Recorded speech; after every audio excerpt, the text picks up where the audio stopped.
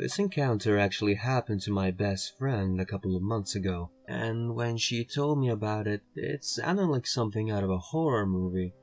I'm posting here with her permission. Some background info. Best friend's name is Kylie. Kylie goes to school about 3 hours away from home, and it's just her and her mom that live together in a condo when she's home visiting, meaning her mom is alone in their condo most of the time.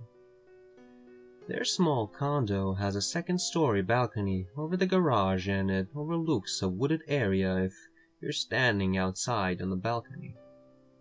So one night, Kylie's mom was sitting on the couch watching TV, and she gets up to let their Yorkie out on the balcony for some fresh air. When she sits down, she gets a text message saying, "Could you please get your dog to stop barking?" She thought it was odd, but figured it was a neighbor, and responds, "Sorry about that. I let Danny, the complex owner, know you complained." Now, everyone who lives in the complex would know who Danny is. They're all pretty close, and it's a small neighborhood. Random number responds, "Who's Danny?" So Kylie's mom gets a weird feeling and asks the number to leave her alone. He responds again, "I don't really like the TV show you're watching. Would you mind changing it?" At this point, she's freaking out and gets up to go to the neighbor's house. Number texts again. "Make sure you lock your doors tonight." She goes next door, leaving through the front door, which is on the opposite side of the house from the balcony. Once she gets to the neighbors, they call the police and wait until they arrive to go back to her condo. Police arrive, and once they're back in the house, they notice something hanging on the back door that leads to the balcony. It's a Raggedy Ann doll with a makeshift noose around its neck, and a note that says, "For the baby." They bag the doll for evidence. Kylie's dog won't stop barking at something out on the balcony, so a police officer walks over and shines his flashlight into the wooded area behind the condos. Sitting directly across from their balcony is a picnic blanket with a basket and teacups set up around the blanket. They take that for evidence as well and attempt to trace the number, but the phone used was a burner. Kylie's mom didn't sleep at home for the next month, and Kylie was too scared to come home from school for a long time. They still have no idea who it could have been, or why she was targeted. Kylie's mom has no ex-boyfriends, she doesn't really date, and none of her friends would go to that extreme to prank her. When Kylie told me the story, showed me the text messages from the number, and showed me the police report, I was absolutely terrified. I'm still scared to stay at her house late at night, and I drive a different way home every time.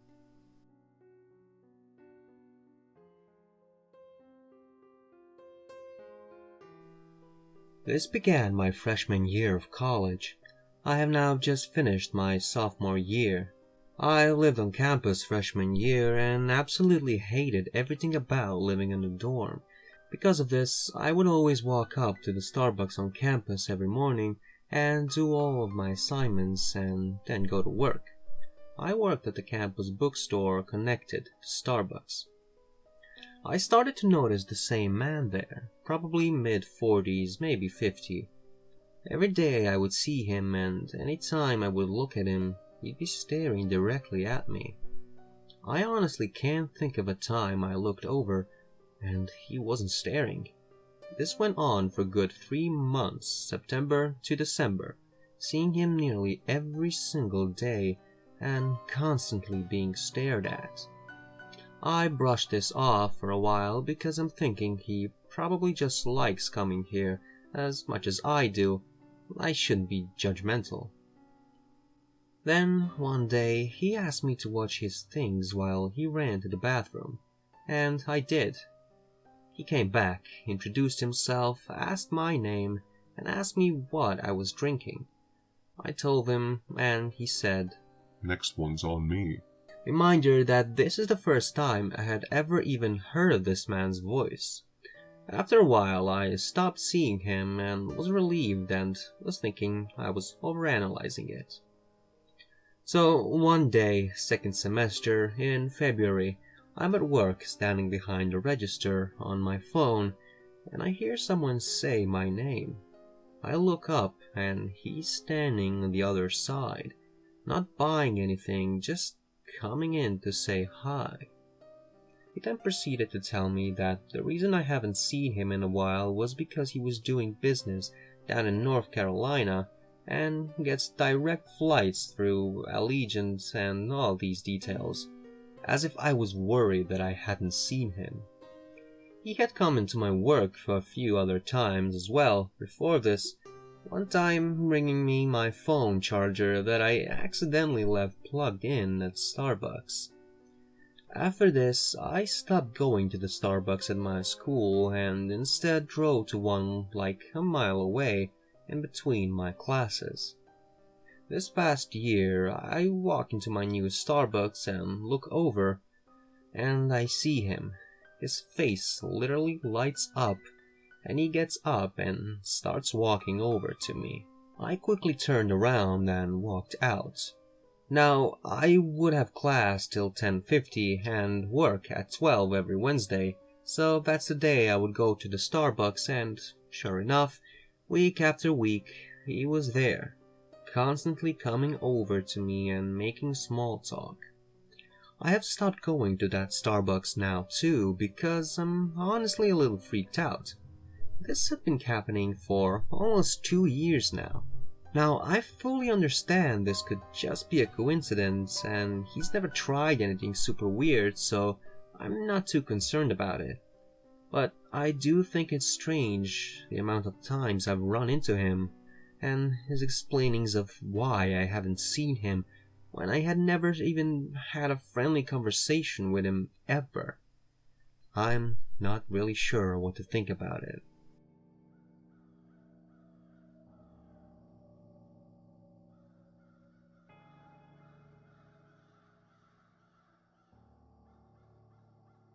So I think I'm probably overreacting here, but I think I have a new stalker at work. I work at a large logistics company, so there's many departments, and he works on the same floor, but in a different department, all the way across the floor. The first time I met him was at a silent auction my job was holding. We casually made small talk as we were bidding on some items, which I was fine with because it was just that. What department do you work in? Where'd you come from? Etc., etc. That was about 2 months ago. On Halloween, we decorated our aisle and he came by. I sit on the outside edge, facing the aisle, so I get the randos talking to me a lot, and complimented all of our decorations, and casually talked to me about Halloween candy. He asked me how old I was, and I said 22, and he said, "Wow, you're like 35 years younger than me." Not true, this dude can't be older than his 40s. Again, I didn't think much of it, but did think he was a little weird.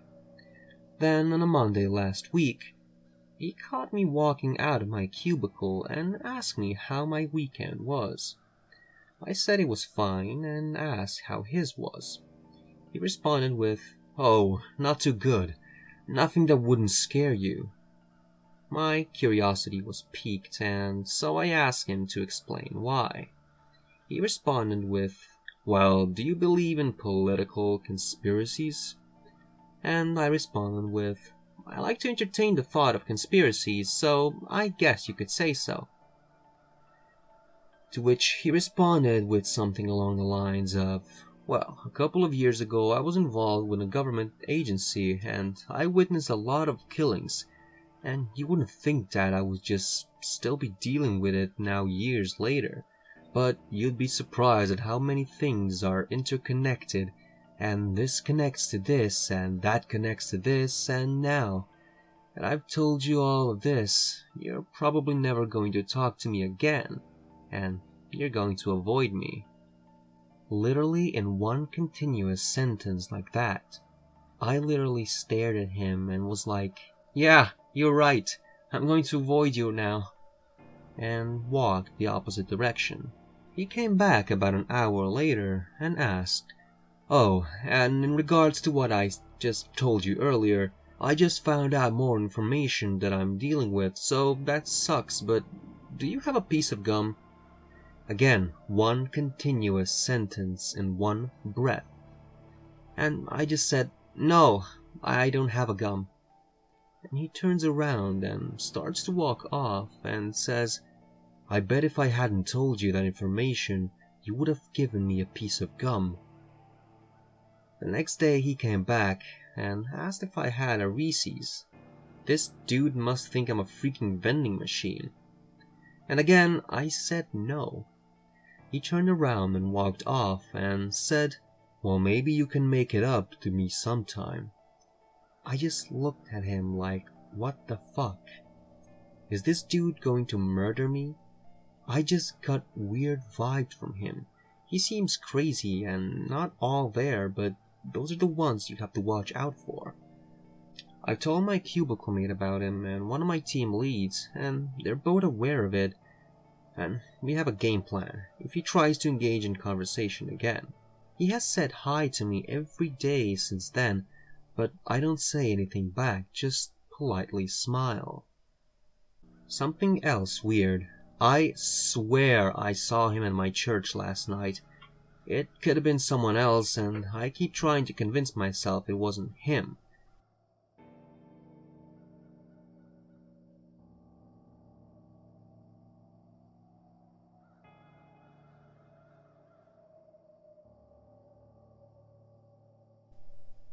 So this may just be paranoia, but I have such a bad feeling about it, I think I should be concerned.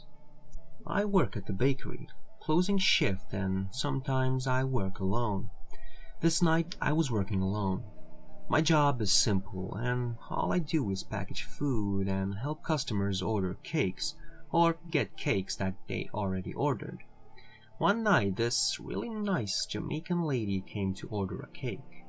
She didn't seem weird to me at all. I just thought she was innocent and sweet. She didn't know English that well, and she was very appreciative for my help.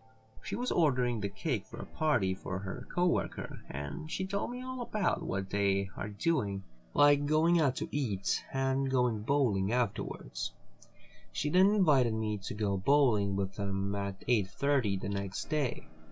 I kept telling her maybe, and that I usually get out at 9 and go home and go straight to bed. She was so pushy about me going, and I just kept brushing her off and helped her finish her cake order. She ordered a cake with cupcakes around it in the Jamaican flag colors.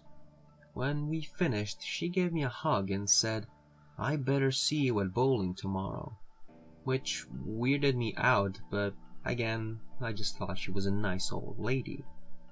The next day, she comes to get her cake before she goes to the dinner and bowling. She gives me another hug and gets her cake and whatever. Then she again says I need to go bowling.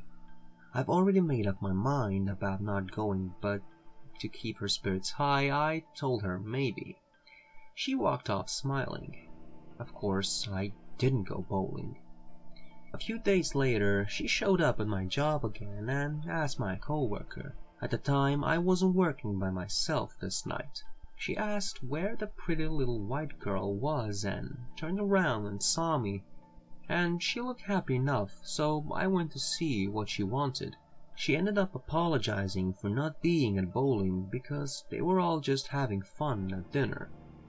I said it was okay and that when I showed up, they weren't there. I don't know why I lied about showing up, and she was just so happy that I actually showed up. She kept saying that she'll make it up for me and that we will go bowling soon. I just said okay and started doing my job again.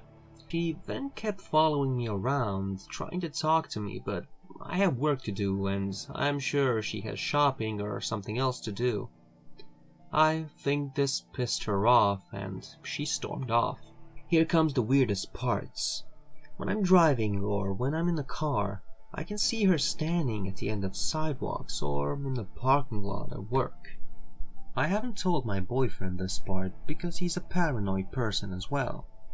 I keep having crazy dreams about her. Crazy dreams that wake me up, and I have to have my boyfriend calm me down.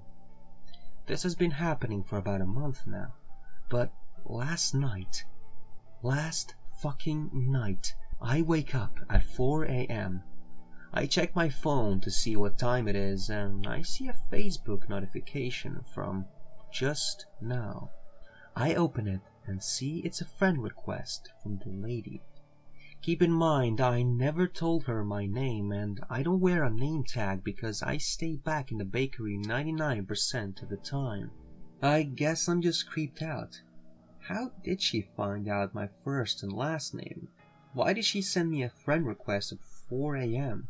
And to top it all off, the account was made 2 days ago. She had no other friends. She also follows one page, which is a religious Jamaican group that posts crazy fucking shit about like the redemption and the blood of Christ and crazy pictures. I don't know if I'm just being paranoid, but this is just so creepy to me in so many ways.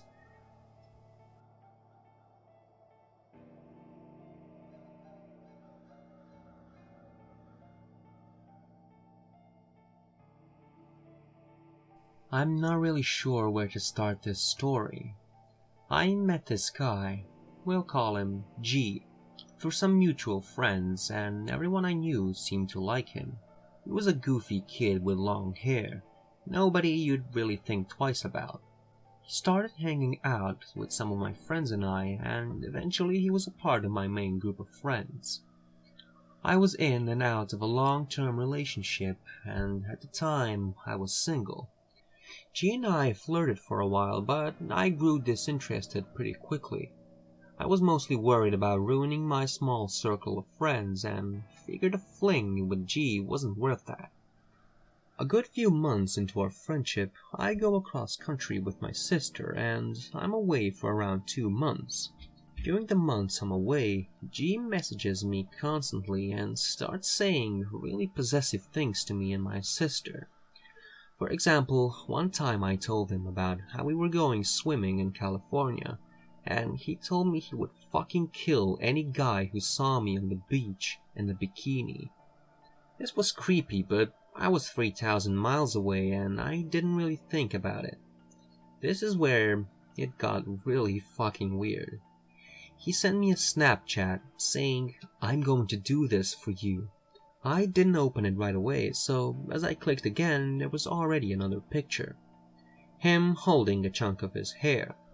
Next picture, him with a mullet. Next picture, half-buzzed hair with tiny bald spots. Next, completely bald. Then a black screen that said, "You made me do this." Then the next picture, and I'm not fucking kidding you, he shaved his head and his eyebrows. I was in California and in shock, and I called him. I was looking to comfort him, thinking he was obviously having some sort of a breakdown. I mean, he had absolutely beautiful long hair before this. Before I could even get a word in, he was screaming at me saying this was my fault. He basically said I had gotten into his brain like a worm and had made him shave his eyebrows. I basically blocked him on everything at that point. I was across the country and that was the last thing I needed in my life at the time. There was a few more weird things, but flash forward to when I'm back from my cross-country trip. We didn't have any classes together, but one of our classes shared a hallway in my school. I had barely spoken to him since his outburst shaving his eyebrows. He stood outside of my classroom door, staring at me, saying nothing. And I mean blatantly staring through the door, not even trying to look insuspicious. I went outside and told him to leave, and he said nothing, so I just quickly went back inside. When he stayed there staring, I went out again, and I was a little more aggressive this time. I told him to get the fuck away from me. He told me he wouldn't leave unless I gave him a place we could talk. I just told him when my period's over and to leave. He snapped at me. No, a place and a time, you better fucking be there. I panicked and basically told him to meet me outside my classroom door at the time my class ends. I never did meet him. I left out the back door. I know this is getting long, but this is possibly the worst part of my whole situation with G. He was driving me home after all of this happened. He seemed less hostile and like he genuinely wanted to talk and apologize. I'm an idiot, I know. My house is around 20 minutes away, for reference. So we've made it almost all the way home, and he starts acting sporadic again. He asks me very calmly if he should drive full speed into the speed limit sign. Before I can say anything, he turns his wheel going 70 miles per hour towards the sign. There's tears in my eyes and he's just glancing at me smiling. He continues his calm yet twitchy and sporadic demeanor and calmly says, Haha, just kidding. At the last minute turning back onto the road. At this point my whole body is tingling and I'm about to cry, but we're only 5 minutes away from my house. As he gets off the exit, something in him changes. He takes a long pause at the end of the exit and suddenly whirls his head towards me. You're not going home. I was stunned at first, but I argue with him and tell him he needs to take me home and that he's being fucking mental. Give me 5 good reasons why you want to go home. Obviously, I refuse to list reasons and start screaming at him to take me home. By this point, he has flipped around and gotten back onto the highway towards his house. I'm in full-out panic and plead with him to take me home while the whole time he mumbles to himself. He kept talking to himself and being like, This isn't that crazy, right? How bad is this? Then he'd answer himself like, No, it's fine. It's not crazy. Which the while time I'm fucking pleading for him to take me home in the background. There was 20 minutes of this, so I forget the exact dialogue, but I do remember this. After I started crying, he goes, No, it's okay. I have work, so I'll bring you to my house and I'll leave you in my room. If you want, I'll give you some art stuff. Would you like that? Some stuff to paint with? He was talking to me like a child, and this is what really fucked me up for some reason. That just sounded like something a psychopath would say, and I stopped crying completely. I was cold now, and I barely spoke because I was trembling. He brought me to his house and brought me inside. He left immediately, and I was alone in his dark house trying to take in what the fuck just happened. And I wasn't planning on going anywhere, so my phone was at like 5%. I called my sister and she paid for an Uber, and within 4 minutes, I was on my way home. After that, I don't know why I didn't go to the police. I guess I felt bad for him. Obviously he was fucking crazy. But this is the reason I'm writing this. All of that happened a few months ago, and I've successfully avoided him until this point. But yesterday, an anonymous edible arrangement came. The card was completely empty, and I called everyone in my family trying to figure out who the fuck sent me an $80 basket of fruit. So I called the place and asked what the name was on the credit card. You guessed it, G. Why? If it was an apology, why leave it anonymous? He had no intention of me finding out. It just doesn't make sense.